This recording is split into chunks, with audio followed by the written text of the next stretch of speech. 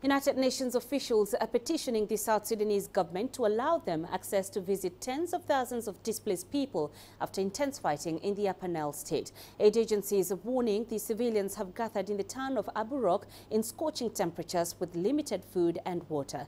CGTN's Nick Harper reports from New York.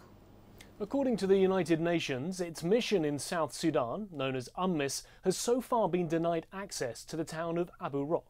The head of the mission, David Shearer, said in a statement that he was extremely concerned for an estimated 50,000 people who are seeking shelter in the town.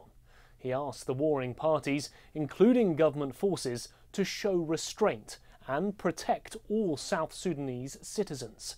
He also asked that any opposition fighters who may be hiding in the town to leave. He said, so the civilian population does not become a target. The United Nations has in the past struggled to gain access to certain parts of the country, with peacekeepers blocked by the government from visiting areas to assess the humanitarian situation. Conditions in the town of Aburoc are reportedly dire.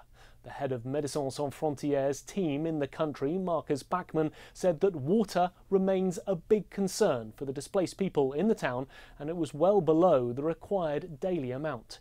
He warned that the high temperatures and exposure from the weather was also likely to result in chronic dehydration and diarrhea for the population there.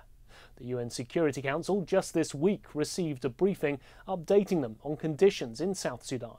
David Shearer told the Council that the humanitarian situation there was disastrous and said that the country was now in a situation where a third of the population were either refugees or displaced. The UN's South Sudan mission continues to urge a political solution to end more than 3 years of civil war in the world's newest nation. The UN has called the situation a man-made disaster, and Shearer and his team say the continued military offensives, like the most recent flare-up in Upper Nile state, is intensifying ethnic division to a degree which will hinder reconciliation in the country. Nick Harper, CGTN, New York.